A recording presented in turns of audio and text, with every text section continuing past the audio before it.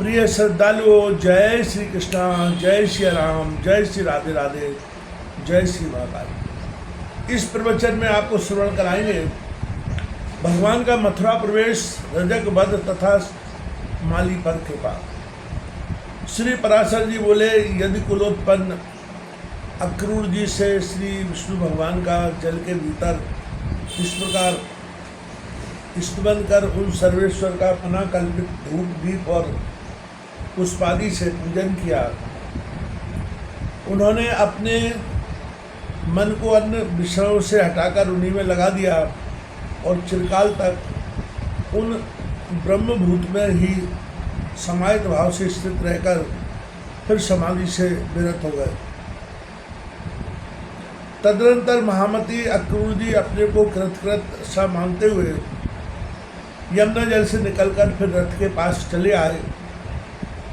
वहाँ आकर उन्होंने आश्चर्य नेत्रों से राम और कृष्ण को पूर्वत रथ में बैठे देखा।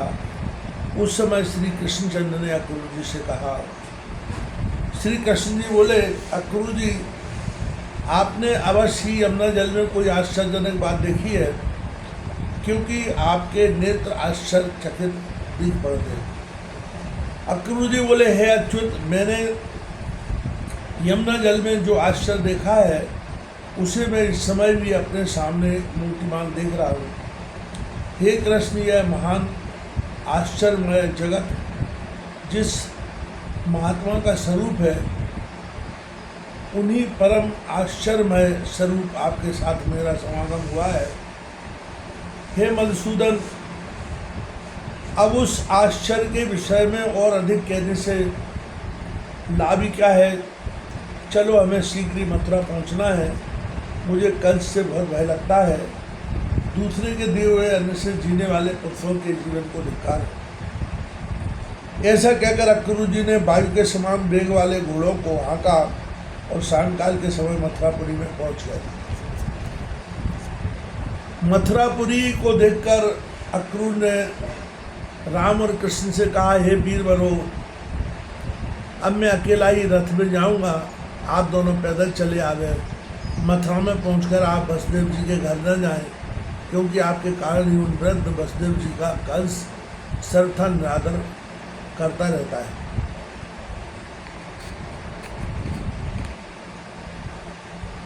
श्री पराशर जी बोले, ऐसा कहे अक्रूर जी मथुरापुरी में चले गए।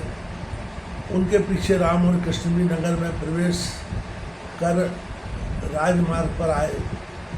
वहाँ के नर नारियों से आनंद पूर्वक देखे जाते हुए वे दोनों वीर मतवाले तरुण हाथियों के समान लीला पूर्वक जा रहे। मार्ग में उन्होंने एक वस्त्र रंगने वाले रजक को घूमते हुए देख उससे रंग बिरंगे सुंदर वस्त्र मांगे। वह रजक कंस का था और राजा के मुँह लगा होने से बड़ा घमंडी हो गया था। अतः राम और कृष्ण के वस्त्र मांगने पर उसने विस्मित होकर उनसे बड़े जोरों के साथ अनेक दुर्वाक्य कहे। तब श्री कृष्णचंद्र ने क्रुद्ध होकर अपने करतल के प्रहार से उस दुष्ट रजक का सिर पृथ्वी पर गिरा दिया। इस प्रकार उसे मारकर राम और कृष्ण ने उसके वश से छीन लिए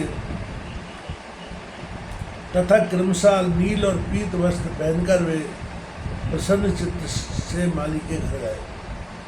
हे मैत्रेय, उन्हें देखते ही उस माली के नेत्र आनंद से खिल उठ गए और वह आश्चर्यचकित होकर सोचने लगा कि किसके पुत्र हैं और कहाँ से आए हैं। पीले और नीले वस्त्र धारण किए उन अति मनोहर बालकों को देखकर उसने समझा मानो ये देवगण है, पृथ्वी तल पर पधारे हैं। जब उन विकसित मुख कमल बालकों ने उससे पुष्प मांगे तो उसने अपने दोनों हाथ पृथ्वी पर टेक कर सिर से भूमि को स्पर्श किया। फिर उस माली ने कहा कि हे नाथ, आप लोग बड़े ही कृपालु हैं, जो मेरे घर पधारे। मैं धन्य हूँ, क्योंकि आज मैं आपका पूजन कर सकूँगा। तदनंतर उसने देखिए वे बहुत सुंदर है, ये बहुत सुंदर है, इस प्रकार प्रसन्न मुख से लुभा लुभा कर उन्हें इच्छानुसार पुष्प दिए। उसने उन दोनों पुष्प श्रेष्ठों को पुनः पुनः प्रणाम कर अति निर्मल और सुगंधित मनोहर पुष्प दिए। जब कृष्णचंद्र ने प्रसन्न होकर उन माली को यह वर दिया कि हे भद्र, मेरे आश्रित रहने वाली लक्ष्मी मुझे कभी न छोड़ेगी,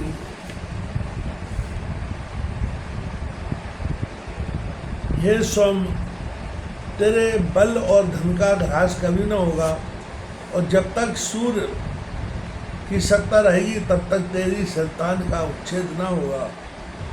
तू भी यावत जीवन नाना प्रकार के भोग भोगता हुआ अंत में मेरी कृपा से मेरा स्मरण करने के कारण दिव्य लोक को प्राप्त होगा। हे भद्र, तेरा मन सर्वथा धर्मपरायण रहेगा तथा तेरे वंश में जन्म लेने वालों की आयु दीर्घ होगी। हे महाभाग, अतएव सूर्य हमेशा सूर्य रहेगा जब तक तेरे वंश में उत्पन्न हुआ कोई भी व्यक्ति उपसर्ग, आकस्मिक रोग आदि दोषों को प्राप्त न होगा। श्री पराशर जी बोले, हे मुनि श्रेष्ठ, ऐसा कहकर श्री कृष्णचंद्र बलभद्र जी के सहित मालाकार से पूजित हो उसके घर चल दिए।